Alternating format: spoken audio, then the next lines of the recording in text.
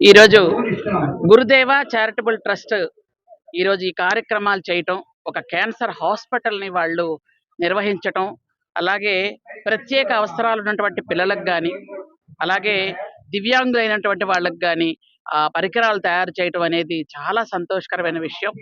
ముఖ్యంగా రాజుగారు, అలమండ రాజుగారు ఒక 15 కోట్ల వరకు ఇచ్చి హాస్పిటల్ తయారు చేసి దాన్ని పూర్తిగా పాలన చేయటం అనేది చాలా సంతోషకరమైన విషయం.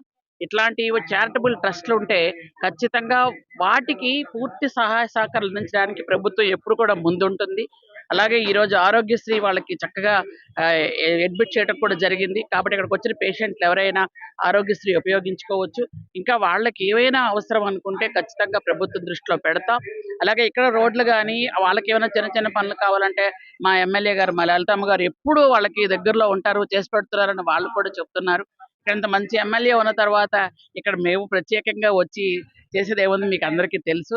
ఇక్కడ గిరిజన గ్రామాలకు ఏమైనా రోడ్లు అన్నారో ఆ రోడ్లు ఖచ్చితంగా మనం ఇప్పుడు ఇస్తున్నాం. ఎన్ఆర్జీఎస్‌లో కొన్ని రోడ్స్ కూడా ఇస్తున్నాం. అలాగే అన్ని ఐటీడీఏల ద్వారా ట్రైకార్ లోన్లు కూడా ఇస్తున్నాము. కాబట్టి గిరిజన గ్రామాల్లో విద్య, వైద్యం, త్రాగునీరు, సాగునీరు, రోడ్లు సదుపాయాలు చేయాలన్నదే లక్ష్యంగా కూటమి ప్రభుత్వం చంద్రబాబు నాయుడు గారు వెళ్తున్నారు. కాబట్టి ఆ దిశగా వెళ్తామని మీ అందరికీ తెలియజేస్తున్నాను. మనలో ఏమైనా చిన్న ఇబ్బందులు ఉండి వెళ్తే పూజలు చేసేవారు, అలాగే పంచాంగ శ్రవణ చెప్పేవారు, జాతకాలు చెప్పేవారు. ఆ రోజుల్లో ఇక్కడ ఎప్పుడు జనమేనమ్మా. ఒక 50 ఏళ్ళ క్రితం మాట అయినా ఎప్పుడు ఇక్కడ జనం. అటువంటి గురువు గారు కుటుంబంలోని జగదీష్ బాబు గారు మనమంతా ప్రజాప్రతినిధులు, మనకి ప్రజలు అభిమానించి నడిపించారు. మనం సేవ చేస్తాం. ఆయన ఏది ఆశించకుండా ఇంత సేవ చేసి ఇంతమంది అభిమానం సంపాదించుకోవడం అంటే చిన్న విషయం కాదమ్మా. మన ఇరు రాష్ట్రాల్లోనే కాదు, ఇతర రాష్ట్రాల్లో కూడా చిన్న వయసు అయిన ఆయన సేవని అనేక మంది ప్రజాప్రతినిధులు, రిటైర్డ్ జడ్స్, ప్రజెంట్ జడ్స్, లేకపోతే పారిశ్రామికవేత్తలు, అనేక మంది పెద్దవాళ్ళందరికీ ఆయన పేరు.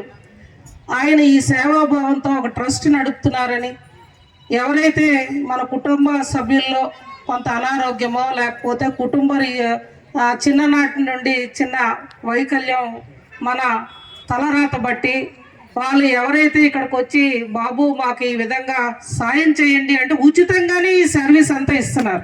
డబ్బులు అయితే ఎవరి దగ్గర తీసుకోలేదు.